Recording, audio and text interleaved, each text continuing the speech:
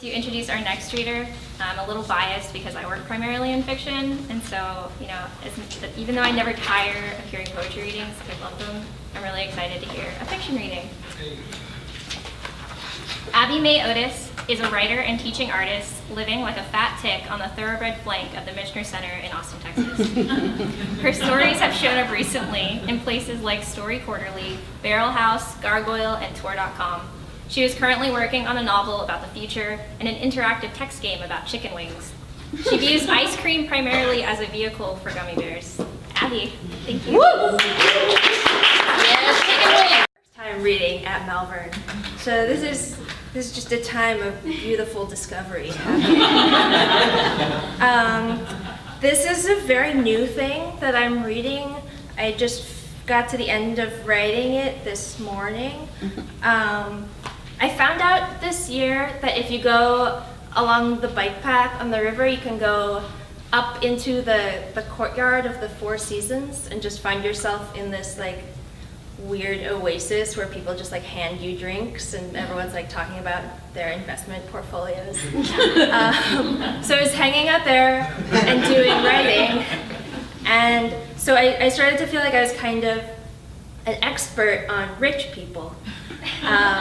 So that's what this is about. It's about more than that. I'm just going to read a couple sections out of it. So if you're listening and you're feeling like, oh, there should be more, there is. But I'll just give you some selections right now. Right now, this is called "We Can Have Nice Things." Nobody stopped me.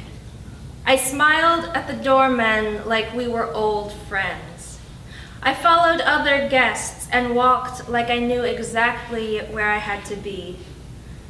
The hallways were dim and reddish like the tubes inside bodies. As I got further into the house, there were more people about and a humming like a hive or a highway. The dress code was long gowns and masks. Some people had hooks embedded in their necks and shoulders that trailed long, graceful streamers. The flickering sconces made everybody look like stained glass saints. Finally, I reached the ballroom. Usually, such places are a disappointment, but here, the floor could have been made of gold. The ceiling soared overhead, obscured by vapor and heat and candle smoke. Everywhere, people stood and spoke to each other, their mouths bright clots of blood that slid around their faces. I moved through the crowd and caught flecks of conversation like insects in my hair. She's really opening herself up to the opportunity of this country, someone said. That's a real thing. This submarine is just not a joy I want to live without anymore. So this was the hum.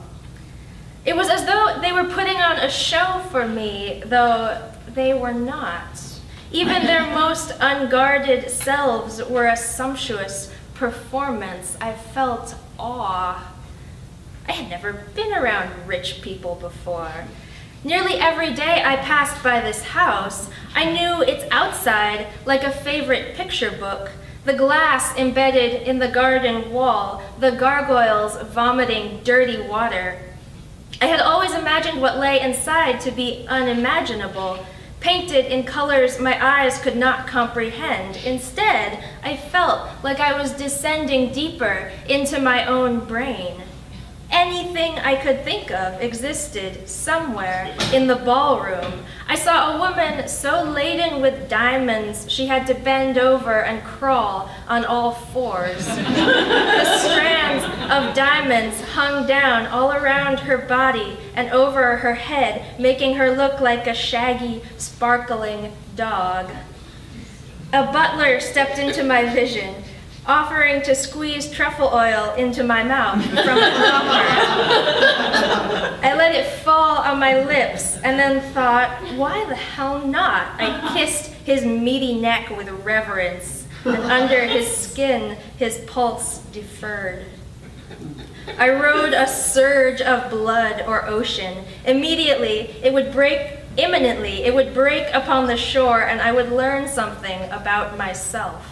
Seeking air, I clicked across the golden floor, slipped through the glass doors and onto the balcony.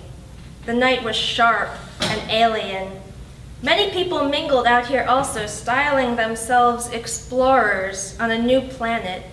I could tell they felt very brave for leaving the noise and the light, moving into the world of insect creaks and green darkness. Behind the house, the earth sloped down and away so that the balcony jutted out several stories above the ground. I went to the edge and looked over the railing.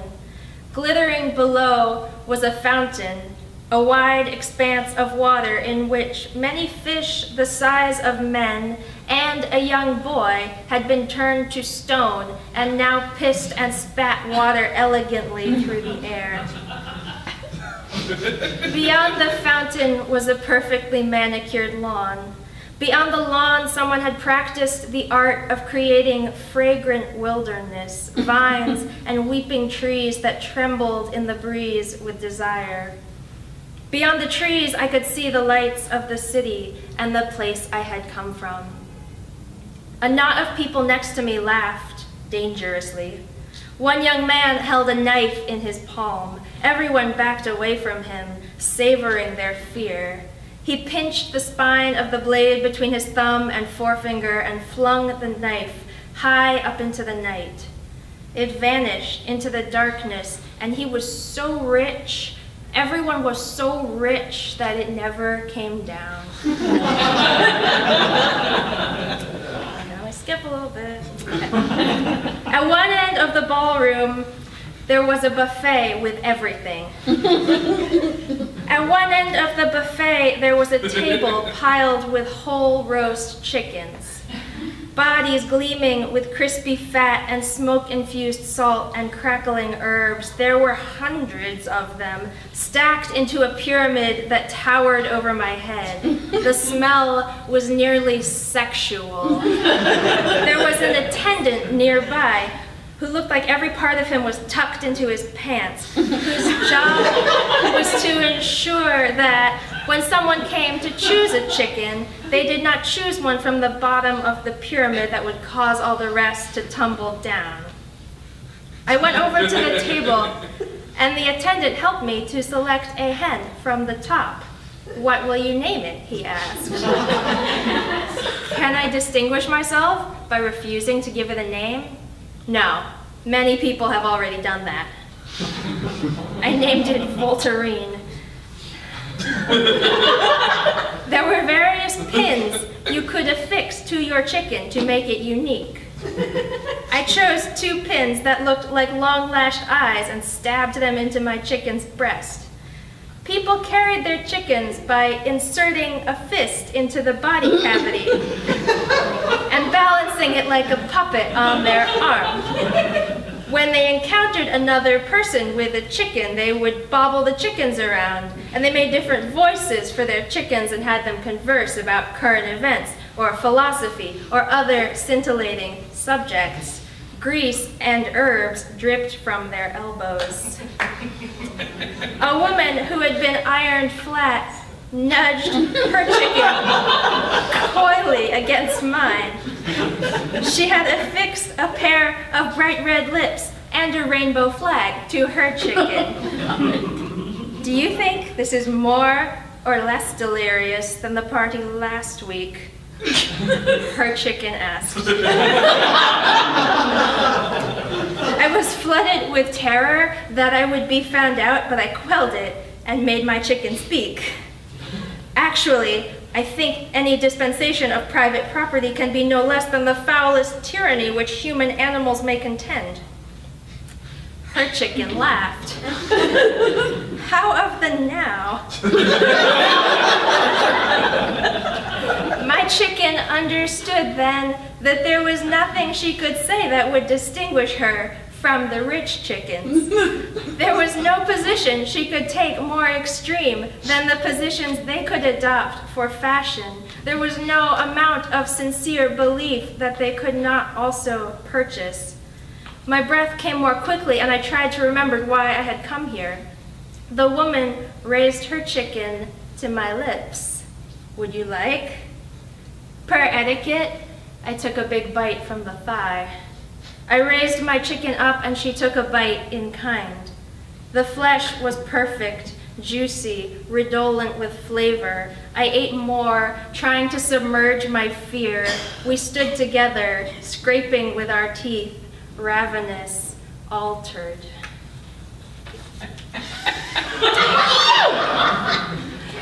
All right. Then, I don't know how people knew, but it was time to go outside.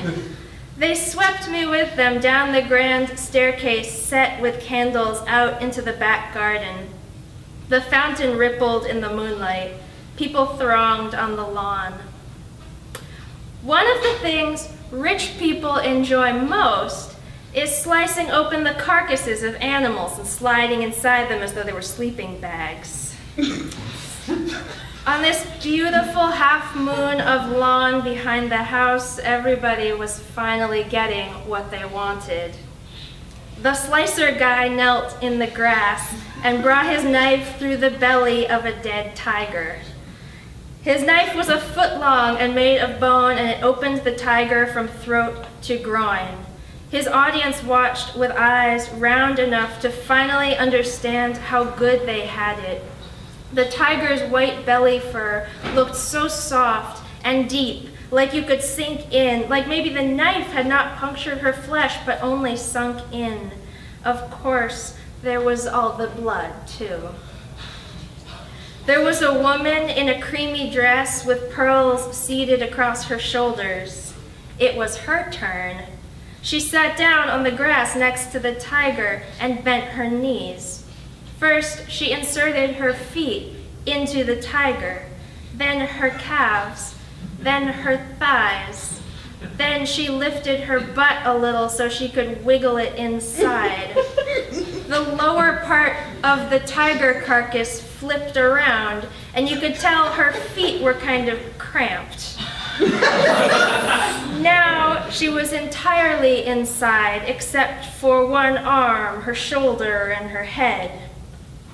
Based on her expression, you couldn't tell what was happening to her. Something liquid and yellow-green seeped through the pearls on her dress. Now only her head was outside the tiger. The slicer guy dropped the sheet of flesh he had been holding and made a joke motion as though he were zipping her up. Her face protruded right from the hollow of the tiger's throat like a beautiful jewel or a second face. From the side of the lawn, people started pulling out the other animals they had already done. There was a walrus and a buffalo. There was a heartbreaking Palomino horse. There was a reddish gold bear, big enough for two. People arranged them so they could be next to their friends. No one said a word. They understood the sacredness of life and friendship. The sleepover was about to begin.